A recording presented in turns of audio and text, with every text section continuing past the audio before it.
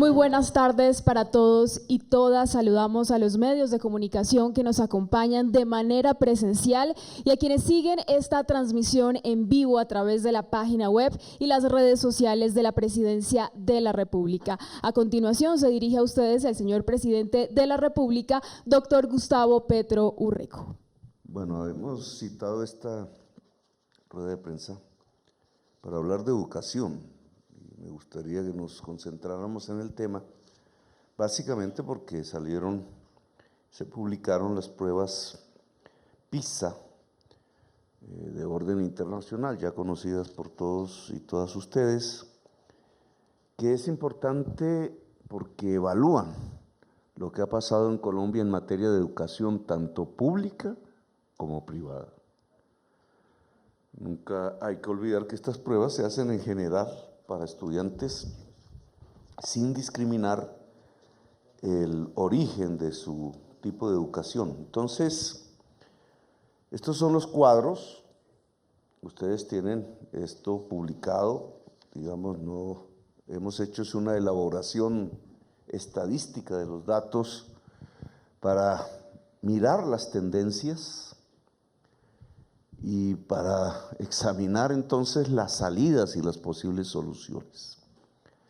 Había cierto rumor, etcétera, ruido alrededor de que de aquí se iba a evaluar lo que hemos hecho. No, estos son pruebas PISA 2022. Ya veremos qué pasa con las ejecutorias de este gobierno, pero esto mide del gobierno anterior hacia atrás. No he querido mostrar exclusivamente la coyuntura, sino el largo plazo, lo que ha acontecido prácticamente en el siglo que llevamos, para tener una idea más clara, no solamente coyuntural. Entre el 2018 y el 2022 hay un hecho de mucho impacto en todo el mundo que tiene que ver con impacto en la calidad educativa, que es el COVID. El confinamiento de todos los jóvenes, los niños, las niñas, el impacto que eso tuvo en la educación, no solo en Colombia, sino en todo el mundo, ya lo veremos más adelante, pero aquí quiero ver, es un lapso de tiempo más largo, 2006-2022, en esta parte tienen a Colombia, en la parte de allá, la OCDE, de la cual hace parte Colombia, pero nos sirve para compararnos. Y pues estos son los datos. Este es el caso matemáticas. Como ustedes pueden observar, la parte más roja es los estudiantes que logran un nivel muy bajo, nivel 2 hasta nivel 2, debajo del nivel 2, 1 y 2. La parte menos roja es el nivel 2, la parte anaranjada nivel 3 y 4, aceptable y bueno, y el verde es el nivel máximo, que es 5 y 6. Esa es, digamos, la coloración y los niveles que encontramos entonces en las pruebas. ¿Qué le pasa a Colombia en matemáticas? En general, un 71% allá en el 2022, el año pasado, está por debajo del nivel 2. Es nivel 1, el peor. No ha variado sustancialmente desde el 2006, que obtuvimos 72% en ese nivel 1. En el 2012 aumentó a 74, bajó a 66, 66 2018 y volvió a subir al 71%. El máximo nivel, que es 5 y 6, los mejores estudiantes en matemáticas, Colombia no tiene estadísticamente para mostrar. En la OCDE, en cambio, alcanza a ser un porcentaje de 13, 10%, 9%. Fíjense, y eso tiene que ver con el COVID, los resultados entre el 2018 y el 2022 para la OCDE son de descenso. Tanto en los resultados buenos, desciende el nivel 5 y 6 del 11 al 9%, como asciende los estudiantes en el peor nivel del 24 al 31%. Este es un hecho mundial. La caída de la calidad educativa en todo el planeta Tierra. Para nosotros también, similar, pero nosotros partimos de un nivel muy bajo comparado con la OCDE. En matemáticas, en este siglo, Colombia realmente tiene un sistema educativo que ha fracasado. Y esta es la realidad. Comparativamente con la OCDE tiene muchísimos mejores resultados. Esto impacta, porque se trata de matemáticas, en nuestras capacidades para ponernos en las vanguardias tecnológicas de hoy. El lenguaje de la programación, el lenguaje de las máquinas, la inteligencia artificial, los sistemas de comunicación con las máquinas, la productividad alrededor de esta transformación de las máquinas vía la programación, que tiene como base las matemáticas, la capacidad de abstracción, la capacidad de profundización, etc. Bien, pasemos al otro escenario, que son las ciencias en general. En las ciencias, comparativamente con matemáticas, nos va un poquito mejor. También ustedes pueden observar cómo del 18 al 22, con el COVID en la mitad, las estadísticas desmejoran para todo el mundo. De la OCDE pasa del 22 al 25% el nivel 1, el peor, aumenta y se mantienen los niveles superiores. Comparativamente, Colombia ha tenido un cierto avance comparado el siglo, 2006 60% y 51% de nivel 1, del más bajo nivel, como porcentaje de la población estudiantil, que no logra un desempeño aceptable en las pruebas PISA de ciencias. La mayor parte de nuestros estudiantes no pasan del nivel 1, el peor. Alcanzamos por fin a tener un rango verde, el máximo, en el 1% en el 2022. Muy distante de lo que pasa en la OCDE. En la OCDE, los estudiantes que no alcanzan el nivel 2 llegan al 25%, es la mitad del porcentaje en Colombia, y en cambio los estudiantes que pasan a los niveles 5 y 6 llegan al 8% en ciencias, mientras Colombia solo llega al 1%. Comparativamente, aunque no es tan malo el resultado como en matemáticas, también el resultado en ciencias nos demuestra que el sistema educativo colombiano en este siglo ha fracasado. Y podemos pasar al tercer módulo, que es lectura. Este es básico para todo. Esta es la base, digamos, del conocimiento.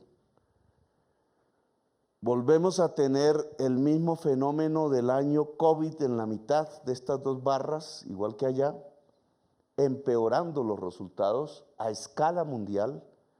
En el caso de la OCDE, los estudiantes debajo del nivel 2, el peor resultado pasa de 22 a 26%. En nuestro caso pasamos del 50 al 51%.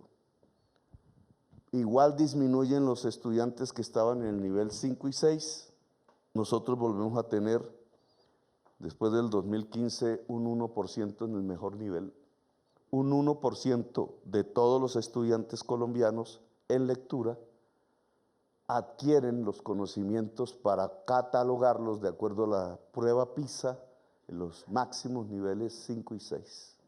La inmensa mayoría no, quedan en el peor nivel. La mayoría de los estudiantes colombianos tienen un porcentaje en el nivel 1, el peor, que arranca con un 55% en el 2006, varía a lo largo del siglo recorrido, pero entre el 2015 y el 2022 viene deteriorándose profundamente. Pasamos del 46% del total de estudiantes en el peor nivel al 50, al 51. Hay un deterioro completo de la capacidad para aprender lectura en Colombia, entre nuestra juventud, en nuestra niñez, que también nos muestra comparativamente con la OCDE que nuestro sistema educativo está fracasando. Esta no es una nueva noticia, esto se ha repetido desde que comenzó el siglo XXI, venía hacia atrás. Lo que hemos observado como conclusión es que las reformas hechas en el pasado no han apuntado a que la población colombiana se pueda realmente educar con calidad. Es decir, que el derecho a la educación en Colombia, si lo miramos como calidad en el saber, no existe. Ahora, no se trata de ponernos a llorar sobre los resultados, sino de ver qué podría construirse para que esto empiece realmente a cambiar. ¿Qué caminos, qué programas, qué proyectos se pueden construir a partir del presente hacia adelante, de tal manera que esta brecha, que es la brecha de la desigualdad en el mundo, si la población no se educa con la misma capacidad que otras poblaciones del mundo, pues nosotros simplemente nos empobrecemos, los otros se enriquecen. Y esa brecha de desigualdad se va traduciendo en una serie de problemas concretos, como la violencia, como la pobreza, como la brecha de desigualdad social al interior de Colombia, etc. Entonces, los invito a mirar algo que nunca ha sido publicado, pero que nos podría mostrar un camino, si se pudiera discutir ampliamente con la población colombiana. Entonces, miremos los otros cuadros. Este es lo mismo, las pruebas PISA, lo mismo, los puntajes. Hemos comparado algunos países, Finlandia, que siempre la OCDE, puse a Bogotá. Colombia, Latinoamérica, rural oficial. Finlandia es la vanguardia, cayendo. Es una vanguardia que cae en su calidad educativa. Es la primera. Esta es la OCDE donde estamos metidos nosotros. Se mantiene más o menos constante la caída que ustedes pueden ver aquí, general, es la que produce el COVID, del 2018 al 2022. Aquí está el COVID. La OCDE ha mantenido durante el tiempo, en el siglo XXI, un resultado alto, más o menos parejo, hasta que llegó el COVID. Este azul es Latinoamérica, el promedio latinoamericano, que también es constante y cae levemente con el COVID. El azul. El amarillo es Colombia, zigzagueante, logra aquí su mejor nivel, no alcanza al promedio latinoamericano. Aquí alcanza a pasarlo y cae igualmente con el COVID. Y el verde es el rural colombiano, primera brecha. O sea, si miramos el sistema educativo rural de Colombia, es de lo peor del mundo. Estamos dejando en una brecha inmensa a la población rural de Colombia respecto a su derecho a educarse y a la capacidad que la educación tendría para habilitar la prosperidad social. Ahora, ¿qué quiero yo mostrar con este cuadro? Bogotá. Esta es Bogotá. Está por encima del promedio latinoamericano, cae, 2012, y mire el salto que da. Excepcional. Hasta ubicarse de manera mantenida con una leve caída por el COVID en este nivel muy por arriba, del promedio latinoamericano, del promedio colombiano y, ojo, acercándose a lo que debería ser nuestro objetivo, el promedio de la OCDE. Sin egolatría, este salto se produce entre el 2012 y el 2015, lo que siempre se quiso ocultar, que es el salto en calidad educativa de la educación bogotana en la Bogotá humana. Estos son datos públicos, prueba PISA, que yo quiero reivindicar, porque ahora vamos a ver qué explicó que esto pudiera suceder contrario a la historia de la educación en el mundo y acercándonos a cerrar la brecha con lo más avanzado del mundo. ¿Qué hicimos aquí? Porque sabiendo qué hicimos aquí, podríamos proyectar esto a escala nacional. En mi opinión, sin que las regiones sean iguales, todos sabemos, con resultados que podrían ser mucho mejores que lo que se ha logrado durante este siglo en Colombia. Esto es matemáticas. O sea, acercarnos en matemáticas a la OCDE, en su promedio, significa que Bogotá se estaría listando excepcionalmente a pasar a los niveles de educación, de ingeniería y de capacidad tecnológica que hoy mueven la economía del mundo. Pasemos a la otra, ciencias. Podría alguien decir, no, eso fue una casualidad, pero este es el módulo ciencias. Igual, Finlandia en la vanguardia, pero cayendo. Igual, el OCDE más o menos, estable, por arriba. Esta es Latinoamérica, estable, muy por abajo de la OCDE. Esta es Colombia, moviéndose por debajo del promedio en ciencias hasta lograr superar el promedio latinoamericano aquí. Y más o menos constante de aquí para adelante. El mundo rural, aunque menos que en matemáticas, por abajo. Mundo rural colombiano. Y esta es Bogotá. Otra vez de manera excepcional, con comportamiento muy diferente a estos conjuntos poblacionales del planeta y de Colombia. Pasa de este nivel alto por encima del promedio latinoamericano y baja hasta el 2012 y salta. 2015 y se mantiene más o menos constante en los años hasta el 2022, incluso sin que el COVID haya perjudicado a la ciudad, según las pruebas PISA. De nuevo encontramos que el salto en la educación pública bogotana en el módulo de ciencias se da entre el 2012 y el 2015. Bogotá humana. Y estamos muy cerca, en Bogotá, de alcanzar el promedio de la OCDE.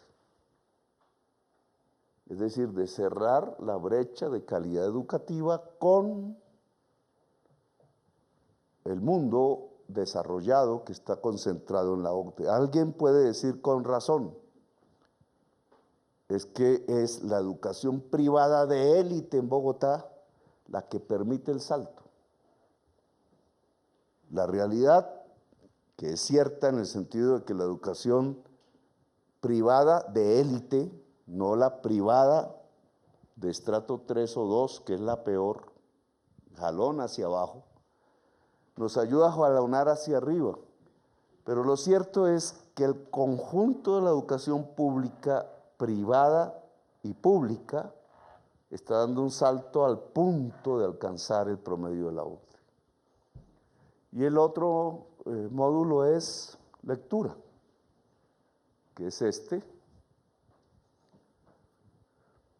Digamos, no pasa nada diferente a lo que ya hemos venido viendo durante todo el siglo. Aquí arrancamos en 2006, Finlandia, la vanguardia, pero cayendo.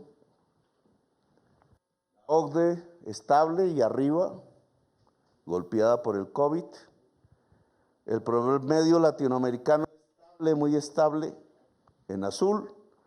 Colombia por debajo del promedio latinoamericano, pero aquí en 2015 lo pasamos muy por abajo de la OCDE, y el mundo rural en la peor circunstancia. Comprensión de lectura. Esta es Bogotá.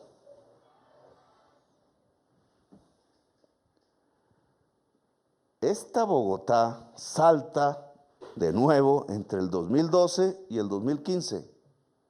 Bogotá humana. Incluso en lectura es el punto más alto del siglo. Ni los años posteriores alcanzaron este punto, pero se ha mantenido alto desde este punto en que llegamos en el 2015. Y estamos aquí prácticamente convergiendo. Bogotá con Finlandia y con la OCDE en comprensión de lectura. Es decir, mientras el sistema educativo colombiano hace agua, no logra cerrar la brecha, la profundiza, hay un éxito. Bogotá. Y ese éxito tiene una etapa. Bogotá humana. Ahora dejemos las estadísticas y veamos qué se hizo en Bogotá humana. Y termino la exposición. ¿Qué es lo que queremos proyectar ahora? En el entendido, en la hipótesis, que si reproducimos lo que funcionó en Bogotá, en el país, podríamos lograr desarrollos parecidos en muchas regiones de Colombia. Lo que hicimos en Bogotá fue educar al profesor, a la profesora. Eso es lo primero. Educar el profesorado de manera gratuita en posgrados, en universidades acreditadas. En Bogotá logramos 5.000 de 34.000 profesores. Aquí tenemos que desarrollar un programa profundo de educación al maestro, asumido por el presupuesto de la nación y en contingentes que ya no pueden ser de 5.000, sino de 20.000, de 30.000, de 40.000 profesores y profesoras. 2, expandimos la jornada y mejoramos la infraestructura. La expansión de la jornada logrando que los niños comieran, pudieran tener comida caliente, no, ¿cómo se le dice? Aperitivos. Esta comida caliente en los colegios con jornada extendida, porque se entiende que entonces hay un almuerzo, permite la nutrición.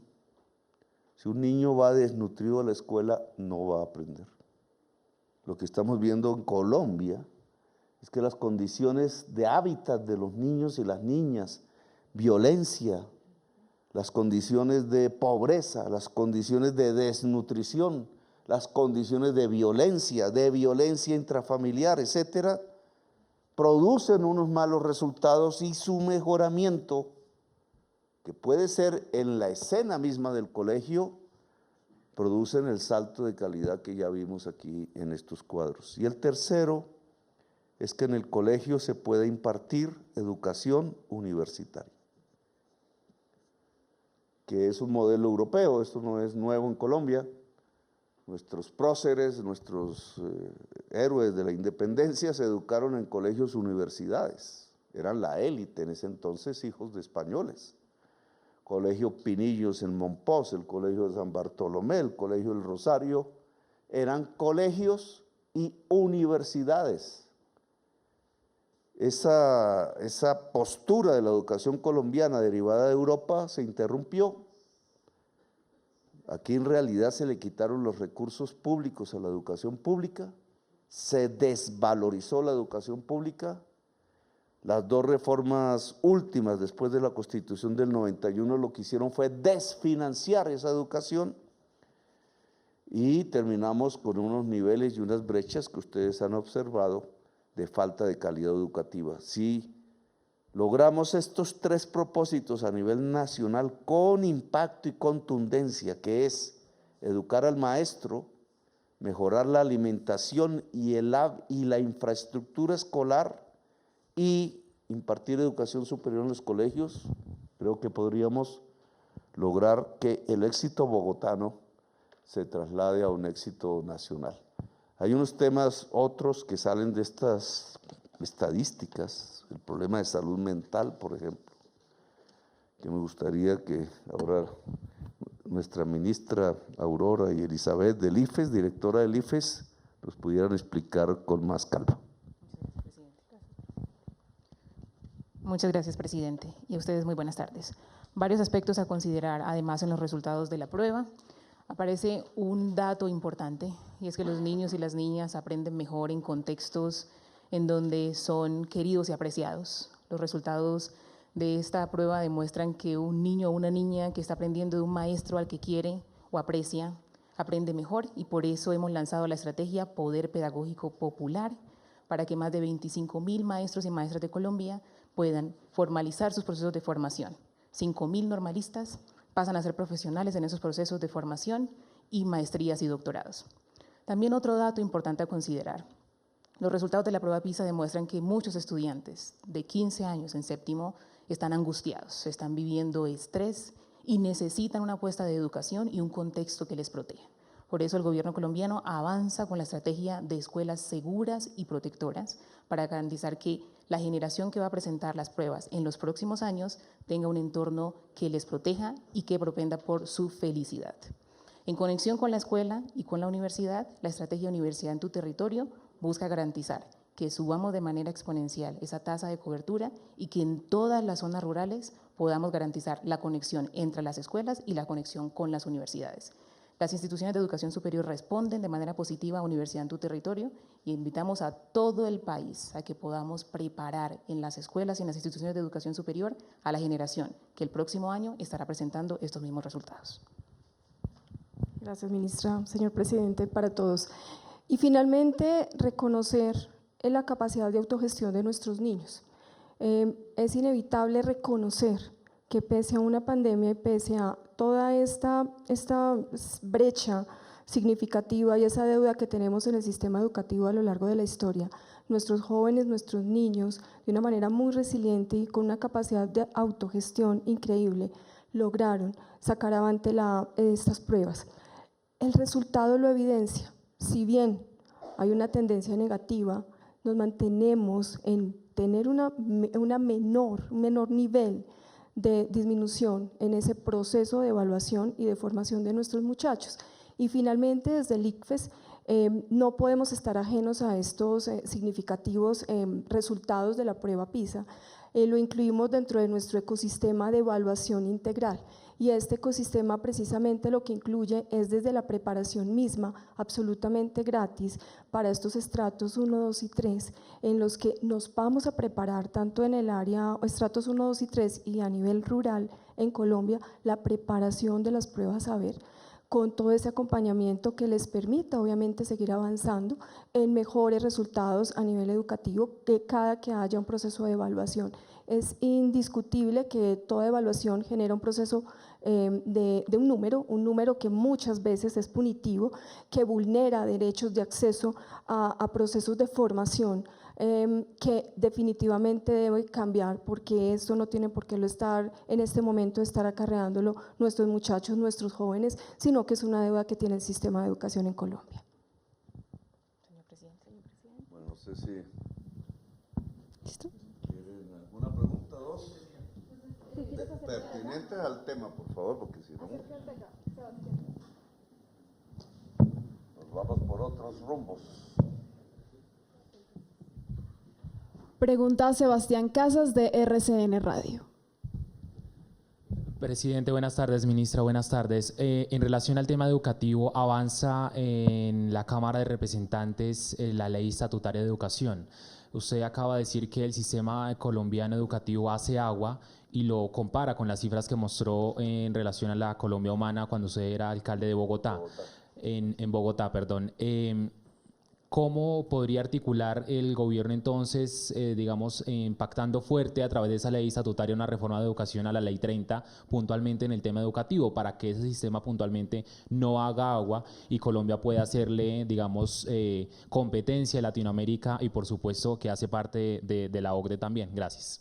Sí, Colombia está como en el 6º puesto en Latinoamérica, ¿no? Y va más o menos, ya vimos, en el promedio, no supera, no jalona a Latinoamérica.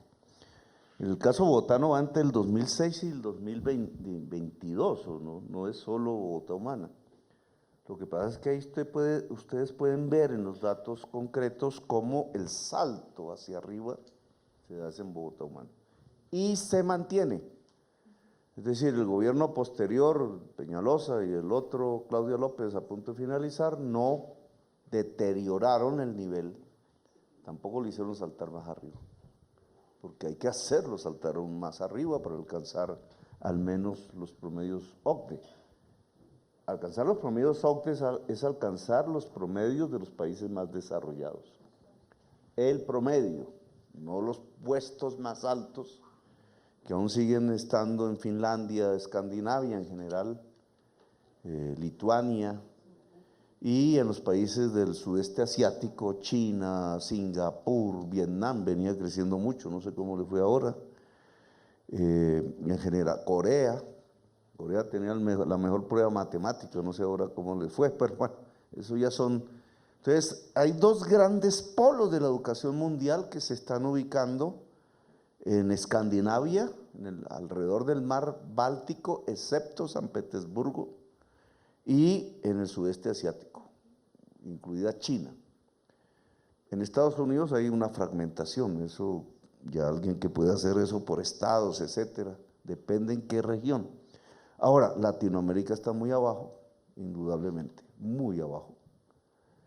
Y Colombia está en el promedio latinoamericano. Bogotá es la región que salta. Y eso puede producir, si se mantiene así, una desigualdad regional cada vez mayor. Es una ciudad que se va enriqueciendo paulatinamente respecto a las demás regiones del país, lo cual no es lo mejor. Entonces, lo que aquí hemos mostrado es pues, los niveles durante todo el siglo, el salto que se da en Bogotá Humana en Bogotá y cómo se mantiene en Bogotá logrando acercarse a los promedios OCDE, muy diferente a lo que hay en el país. Ahora, se trata de reproducir eso porque ya es una experiencia, ya está probada a través de los datos que son pruebas. Hay quien critica eso, digamos que un sistema educativo no se debe evaluar a partir de pruebas, esas son otras discusiones.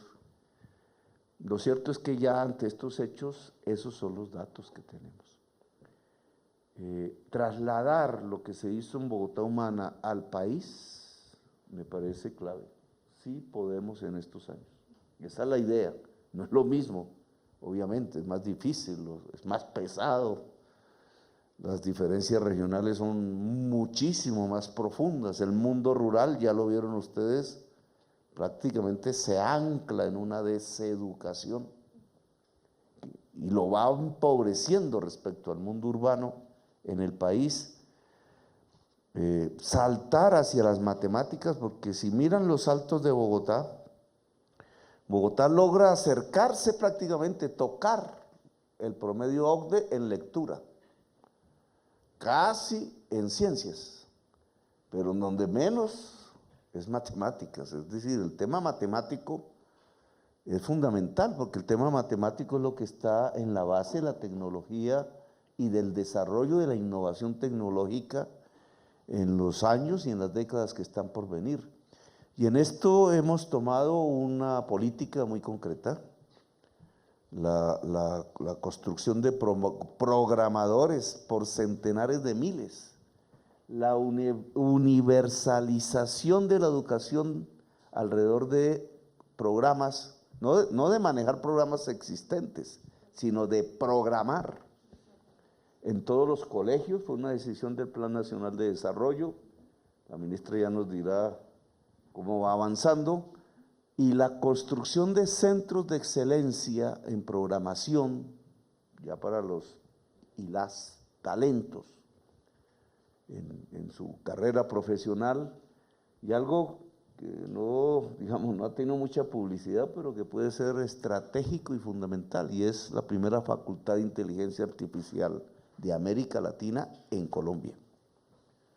Entonces, bueno, pero aquí tenemos que pasar por educar a los profesores, las profesoras de matemáticas, y en conjunto a los profesores y profesoras de Colombia como uno de los primeros instrumentos de salto en la calidad educativa, lograr que la comida caliente llegue a los colegios. Eso implica infraestructura, eso implica jornada extendida, eso implica una enorme inversión en recursos públicos. Lamentablemente afrontamos ese el recorte presupuestal ahora, y la educación superior en el colegio, tratando otra vez de volver al viejo modelo europeo que teníamos y que, en mi opinión, en el caso bogotano, dio muy buenos resultados. Gracias, presidente. Pregunta Lisette Suezca, de Caracol Radio. Presidente, ministra, buenas tardes. Usted habla, presidente, de la meta de llevar la conectividad de la Colombia humana al resto del país, y hay varios problemas que tiene, entre estos, pues que no hay internet para las familias, que muchos niños no pueden llegar a la educación porque no hay vías, tienen que pasar puentes. Bueno, hemos visto muchos videos, pero también la seguridad. Entonces, ¿cuál es ese plan de acción? La seguridad. ¿Cuál es ese plan de acción que tiene su gobierno para que en las próximas pruebas PISA pues no se vea esto y esos otros factores no sigan afectando el nivel de la educación? Me gustaría mostrar los datos de salud mental, ministra, porque creo que está articulado la pregunta. Muy bien, entonces remitiremos y publicaremos a través de la página del Ministerio de Educación la serie que demuestra el impacto que ha tenido en educación el estrés al que están sometidos muchos estudiantes. Varios aspectos a considerar. Tanto en el proyecto de ley estatutaria, en el Plan Nacional de Desarrollo y en los programas que estamos avanzando, Poder Pedagógico y Universidad en tu Territorio, estamos estableciendo la perspectiva de la formación integral.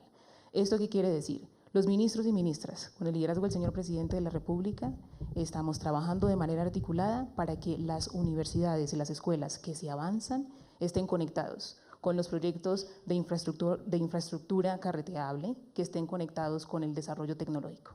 El Ministerio de las TICs lanzó la convocatoria SENATEC para formar a más de 68,000 jóvenes en las escuelas. Esa convocatoria invita a rectores y rectoras a que registren a sus escuelas para que los estudiantes que pasen por el proceso de formación puedan egresar graduados como programadores o puedan ser técnicos o tecnólogos en diferentes habilidades digitales. Esta apuesta de gobierno es integral. Conecta, por ejemplo, en los casos de Nariño, de La Guajira, del departamento del Chocó y muchos otros departamentos, el proyecto de la mejoría de las escuelas. Avanzamos con más de 1,000 escuelas en este momento en proceso de mejoramiento o construcción de nuevas sedes, y también avanzamos con 18,000 mejoramientos en los establecimientos educativos en todo el país. Esta apuesta de educación lo que demuestra es que estamos conectando los aprendizajes fundamentales, la lectura, las matemáticas, las ciencias, con una visión de protección del territorio, de cuidado del territorio y de avance en perspectiva de dignidad. La visión que tiene el gobierno nacional es que la escuela debe ser el centro de la vida comunitaria. Entonces, por ejemplo, en Buenaventura, mientras avanzamos entregando una escuela que por mucho tiempo estuvo esperando que fuera entregada a la comunidad, fortalecemos la conexión con la universidad y fortalecemos la conexión en tecnologías. Muchas gracias, ministra. Y culminamos con la pregunta de María Camila Castro, de Red Más Noticias. Buenas tardes, presidente. Hablamos también de infraestructura, como bien lo decía la ministra, pero también hay que hablar de la seguridad para los profesores y también el tema de seguridad en el tema de algunas zonas donde no llegan. ¿Cómo el gobierno va a llegar a estos lugares? Pero además también esto tiene un costo porque vienen los salarios, además de la seguridad. ¿Cuánto le costará esto al país? Varios aspectos a considerar, señor presidente, en este punto. Una de las apuestas de formación y del Plan Nacional de Desarrollo establece la dignificación de la labor docente.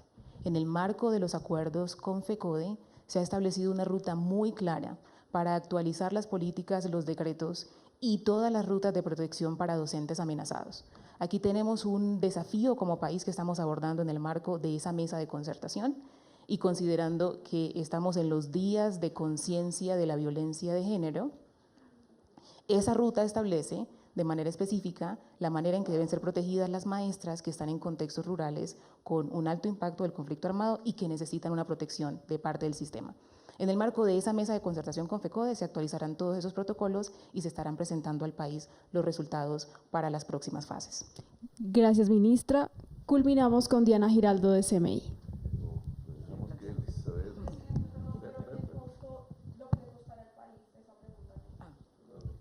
Sobre el costo específico quisiera destacar algunos aspectos.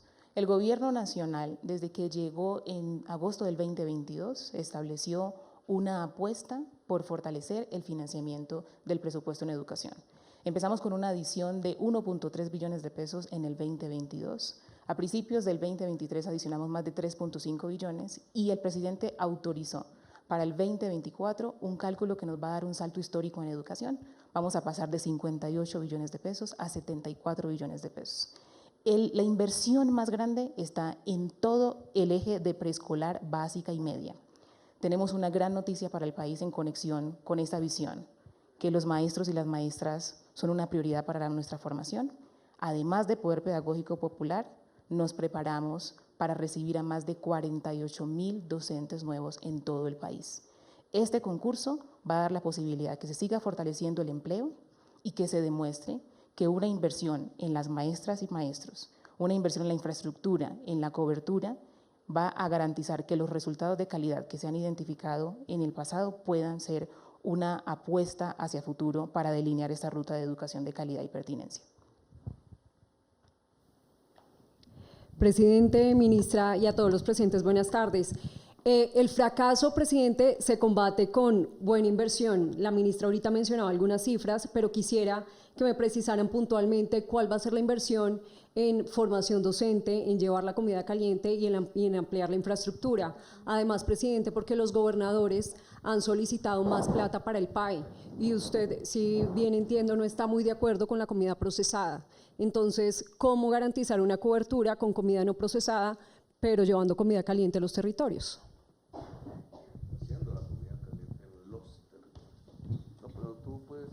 Muy bien, quisiera plantearle lo siguiente.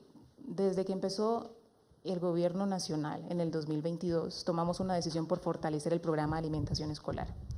En preparación para el 2024 hay un incremento del 24%. Vamos a saltar de 1.5 billones a 2 billones de pesos en la inversión del programa de alimentación escolar, con dos novedades importantes. La primera, el PAE+. El PAE+ permite que se llegue a las escuelas incluso en el receso escolar. Y esto es una lección del año pasado.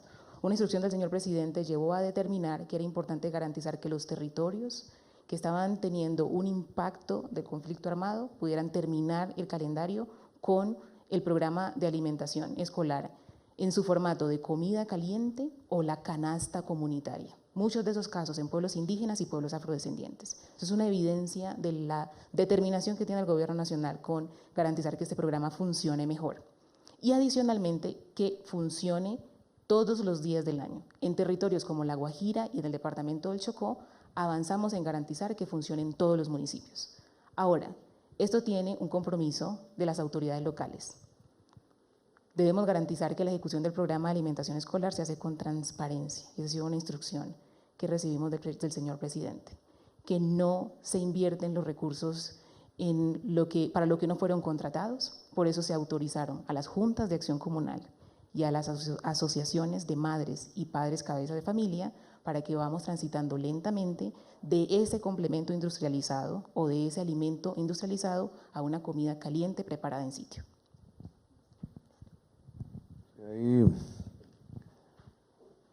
Lo primero que hicimos en Bogotá Humana fue hacer saltar el presupuesto. Bueno, sin dinero no podemos garantizar saltos de calidad. Ya las cifras exactas no las recuerdo, pero pasamos de más o menos 2 billones algo a 3.8 billones en aquel entonces. Y fortalecimos el presupuesto de cultura casi que 3 veces más y lo articulamos al de educación, y lo mismo hicimos con IDRD, el de la institución de deportes. Entonces metimos deporte, música, arte, en colegios que, esa es una excepción respecto al país, pues están bien construidos, prácticamente se ha logrado la meta de renovación de sus sedes, etcétera. Esas son condiciones, digamos, diferentes a muchas regiones de Colombia. En Colombia, que es el reto que tenemos frente a nosotros, primero este tema de la seguridad o violencia, como se llama, hay que empezarla a entender, ya llegaremos a presentar las cifras. La violencia en Colombia está disminuyendo en las áreas del conflicto armado. Hubo un repunte después del acuerdo de paz con las FARC, que decidieron desmantelar ese acuerdo, pero cuando ustedes miran las estadísticas existentes, siempre hay que mejorarlas. Los indicadores de violencia en esas regiones disminuyeron. Donde está aumentando la inseguridad en las grandes ciudades. Y Bogotá, lamentablemente, aquí es el efecto inverso. Mientras Bogotá venía, y ese es uno de sus éxitos, disminuyó la tasa de homicidios por cada 100.000 habitantes desde el año 93, permanentemente hasta hace poco ha tenido un repunte.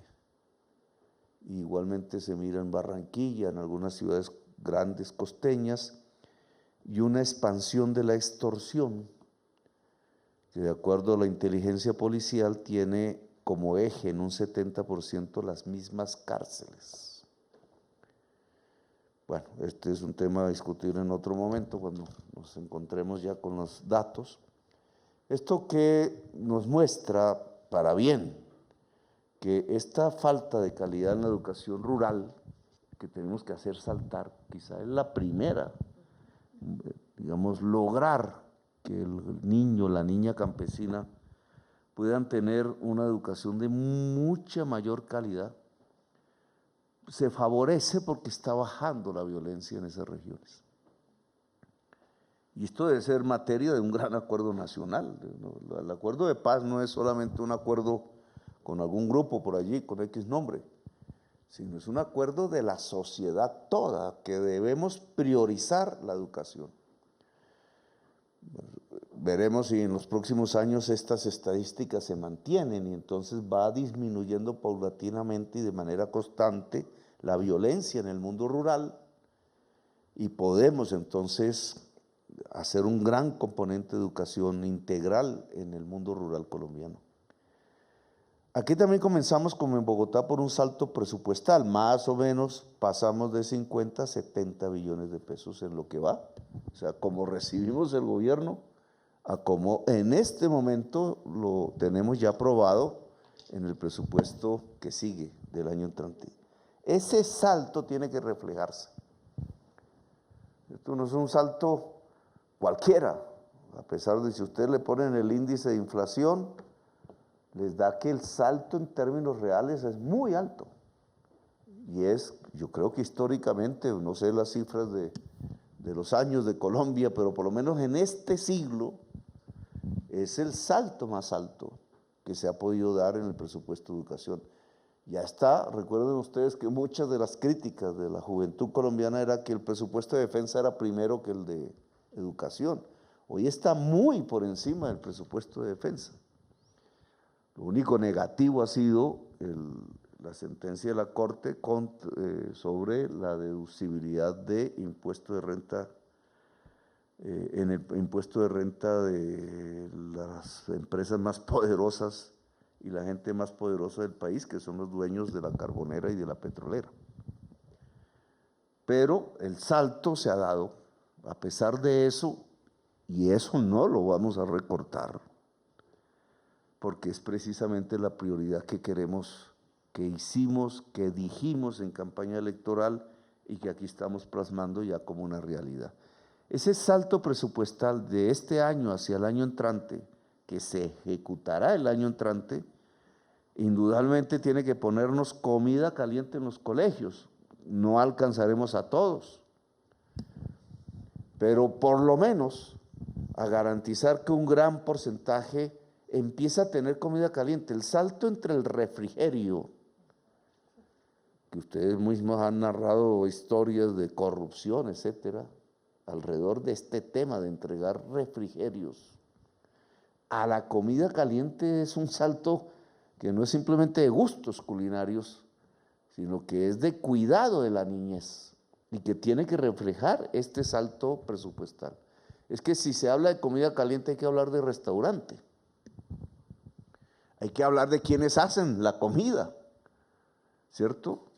Y si esos que hacen la comida o quienes compran la comida en la región. Entonces se va ligando el sistema educativo a la misma economía regional de producción de alimentos. Y si se le entrega a la asociación de padres, por ejemplo, como contratación, y no a estas grandes corporaciones que se han forjado en las últimas décadas alrededor del PAE, pues es altamente probable que la comida llegue mejor, porque son los padres mismos, las madres mismas, las que van a estar responsabilizándose de la comida caliente de sus hijos. Y eso que se llama afecto y amor tiene un peso en la calidad educativa.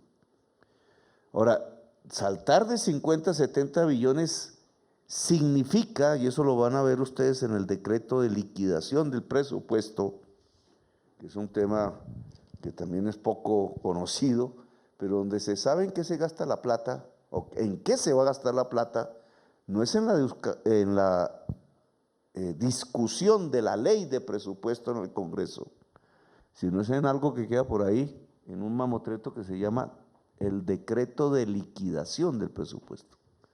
Es ahí donde los técnicos de la administración deciden las partidas, gruesas, no tan gruesas, los programas. Yo personalmente voy a estar al frente y le he pedido a todos los ministros y ministras que estén al frente del decreto de liquidación que hay que expedir antes del 31 de diciembre, que es lo que realmente, digamos, se presupuesta para el año entrante. Ahí donde tiene que aparecer cuánto es el programa para educar al maestro, cuánto es el programa de los comedores y restaurantes escolares, que hay que comenzar por construir la infraestructura.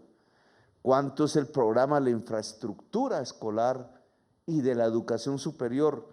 He pedido en la ley estatutaria, que está a punto de aprobarse en comisión, es decir, de iniciar su proceso legislativo, que allí quede muy bien contemplado que la educación pública en Colombia, desde el preescolar hasta la educación superior, es gratuita y universal.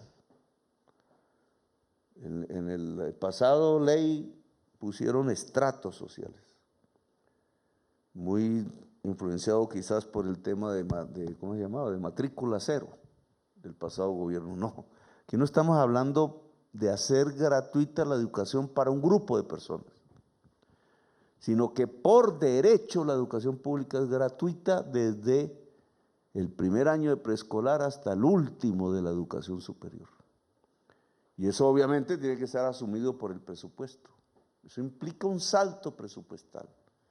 Si la educación es gratuita como derecho, o mejor, si la educación es gratuita, hay un derecho universal a la educación. Alguien dirá, no, que es que un rico se va a ir a estudiar en la universidad pública, pues que estudie. Todo el que entre a una universidad pública debe tener su educación gratuita. Ese salto que algunos países lo tienen, no todos, es el que queremos dar en Colombia y es a partir de la ley estatutaria. Por eso saltamos de 50 a 70 billones de pesos el presupuesto y hay que mantener ese ritmo de crecimiento. Solo por ponerles un ejemplo, todo lo que se ha gastado en subsidio a la gasolina en Colombia desde que comenzó el FEP, que llaman, son 90 billones de pesos. Solo imagínense qué se hubiera podido hacer con esos 90 billones de pesos, que es un subsidio del presupuesto, es decir, de lo que la gente tributa al que tiene la camioneta doble puerta. Alguien dirá que también al de la moto, sí, pero es que la moto no echa tanto gasolina como la camioneta de 4 puertas. Es un subsidio al revés. Y eso todo ha sumado 90 billones de pesos. Con 90 billones de pesos tendríamos sedes universitarias en todos los rincones de Colombia. Y la infraestructura de la educación secundaria, media, etcétera, hubiera sido portentosa y hubiéramos podido financiar la infraestructura de los 3 años de preescolar y los restaurantes escolares para comida caliente. Esas decisiones políticas que lo son, de preferir subsidiar la gasolina de una parte minoritaria de la población en vez de garantizar el derecho universal a la educación, son las decisiones que terminan en estos cuadros mostrándonos cómo cada vez estamos más lejos de la humanidad y nos vamos quedando hacia atrás. La educación es lo que garantiza todo en la humanidad. Bueno, dejamos ahí, gracias, muy amables.